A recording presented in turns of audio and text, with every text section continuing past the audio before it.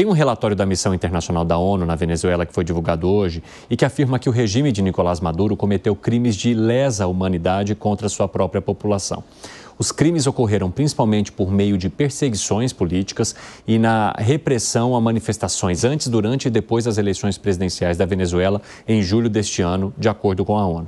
Segundo a missão, 25 pessoas foram assassinadas por arma de fogo durante protestos no período analisado ao longo deste ano, o que constitui o crime contra a humanidade. Outras centenas ficaram feridas, milhares foram detidas simplesmente por exercerem o seu direito fundamental à liberdade de expressão. Eles também avaliam casos de estupro, de agentes contra cidadãos venezuelanos. Alangani, como é que você avalia agora?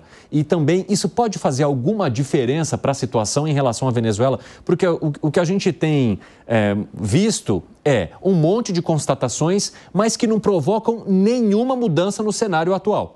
Infelizmente não, muito embora a crítica da ONU, todo esse pronunciamento muito importante, seja emblemático. A ONU está absolutamente correta. Agora, tem pouco efeito prático. Infelizmente, de um tempo para cá, a ONU vem perdendo o seu protagonismo para impedir ditaduras, para impedir guerras. E é triste isso, porque a ONU foi criada num contexto pós-Segunda Guerra Mundial justamente para evitar guerras, evitar ditaduras, numa resolução política de governos. Mas, infelizmente, vários exemplos, não só da Venezuela, a gente observa hoje de crimes contra a humanidade e desrespeitando os direitos humanos. José Maria Trindade, como é que você avalia esse destaque que é dado pela ONU e, principalmente, há algo que os países que estão ao redor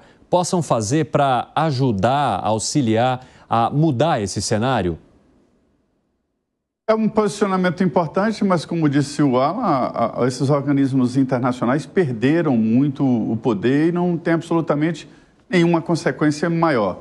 E também não é nenhuma novidade. Todos nós sabemos que a Venezuela manda matar adversários, mata, prende, sem nenhum processo. Isso é uma característica de ditadura e já não tem mais o apoio de vários vizinhos e reclama até do Brasil, que está ali meio em cima do muro, meio que sustentando. Porque quando se omite sobre uma situação assim, dá um certo apoio. É um triste fim para os moradores ainda que ficaram na Venezuela.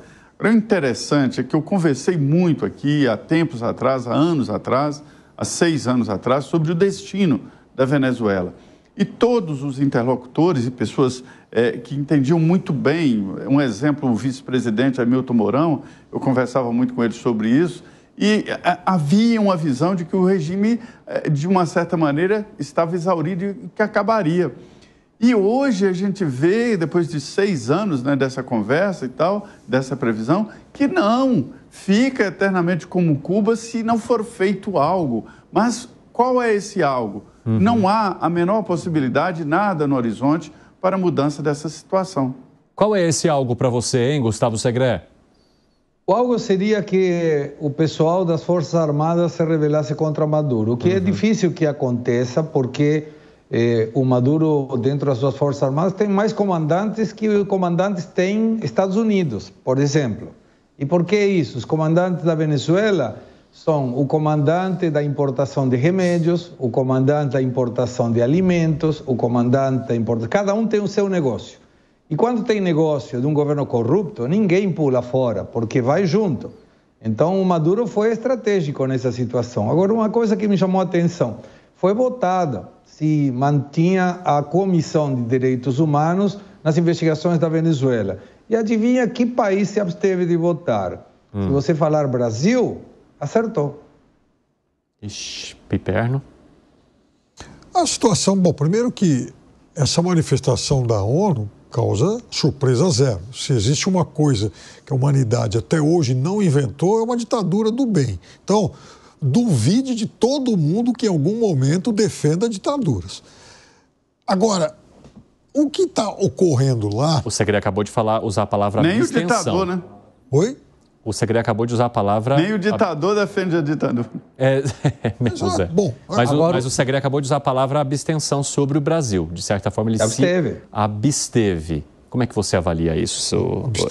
A abstenção é defender? Não, necessariamente não é um apoio. Aliás, a Venezuela mesmo não gosta hoje das posições que o Brasil adota. O Brasil, inclusive, continua exercendo alguns serviços importantes lá, inclusive de proteção a algumas pessoas. Mas o que eu queria dizer é o seguinte, o que está acontecendo lá é o que eu disse aqui no primeiro dia pós-eleições. Quer dizer, não existe nenhum tipo de pressão internacional que vá fazer cócegas no ânimo do ditador.